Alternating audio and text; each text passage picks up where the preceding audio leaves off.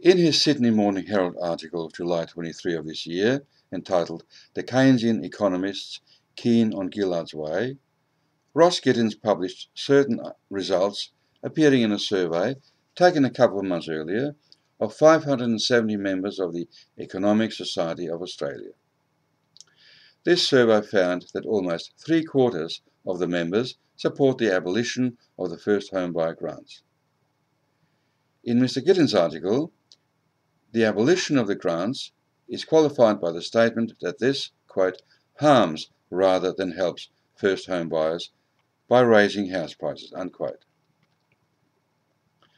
What an amazing thing to say, because for many years now, house prices have risen way above inflation and are now hovering around the top of Mount Everest, not because of the first homebuyer grants, but by way of the twin nanny state welfare stimulus, or grants, or bonuses, or whatever you want to call them, they all come from taxes, of negative gearing and halved capital gains tax. Incredibly, throughout the Economic Society survey and in Mr. Gittins' article, there's not a single reference made to these two grants, which benefit exclusively investors and speculators. Why not? The first homebuyer grants amount to around $1 billion a year, whereas the two investment incentives for people who already own a first home are worth more than $5 billion a year. On June 5, 2008, the Fairfax Press reported the Australian Tax Office as saying that in the previous year, $24 billion was claimed by negative gearers alone, and that economists have estimated that $5 billion was rebated to such negative gearers for that year. Any toddler knows that 5 lollies is more than 1 lolly. Yet neither the members of the Economic Society nor Mr. Gittins have mentioned this twin investment stimulus for those who already are proprietors of a home in which they live, let alone the harm done to aspiring first home buyers and mortgagees paying off their first nest, through highest ever house prices, precisely because of the effects of these two, and I'll say it again, nanny state welfare grants. Why are the Economic Society and Ross Gittins concerned with a relatively measly $1 billion a year first home buyer grant, yet there's no mention of the effects of the $5 billion plus each year of taxpayer-funded negative gearing and tax revenue foregone because of half capital gains tax? If anything, it would have been more equitable to impose capital gains tax on all residential property without reinstating negative gearing, which has helped existing homeowners to acquire a second, third, or nth house. The housing market in Australia is not a real market. For some perverse, dystopian reason, governments have, for a whole generation now, allowed this marketplace to be distorted and corrupted. No longer are house prices the result of a market that is free, fair, and open, as befits a modern, civilized, first world, developed nation.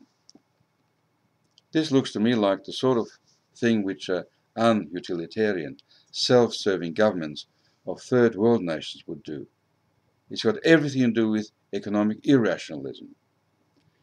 If it were not for the two welfare grants afforded to those who already have a first home, there'd be no need for a first home buyer grant.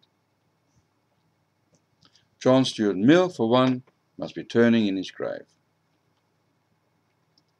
To be more specific, on page 15 of the 7th Annual Demographia International Housing Affordability Survey 2010, which economists avoid mentioning like the plague, are graphs from 1981 to 2010 of housing affordability for Australia's 7 capital cities, where some 70% of Australians live.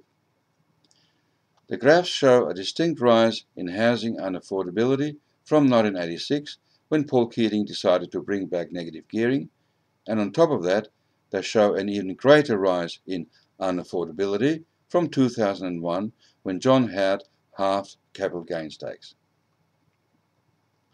One doesn't have to have a degree in economics or be an economist who works for a bank, or is someone who makes out to be an economist without a degree, and I'm not one of them, in order to clearly see from the graphs a relationship between the two tax breaks for investors and speculators on the one hand, and the fact that the ratio of median residential property prices over median household incomes has risen to a factor of 2 to 3 since 1986. Of course, this is based on median household incomes, which may, among other things, include earnings from non-family members. That never used to be the formula. Prior to the 1980s, our bank's eligibility criterion for a home loan was based solely on the main breadwinner's income, predominantly that of a male, and therefore the 2010 demographic graphs, if based on median individual incomes, would have risen from 1986 to the present to a factor of between 3 and 4. I mention this because prior to the 1980s, there was an appreciation of and respect for the fact that women may have children. As it is, mum now has to help pay off the mortgage while babies, toddlers, and other kids are put into part-time orphanages called childminding centres, which, to boot, are heavily taxpayer subsidised and whose prime motive is the dollar. And now, surprise, surprise, children have behavioural problems.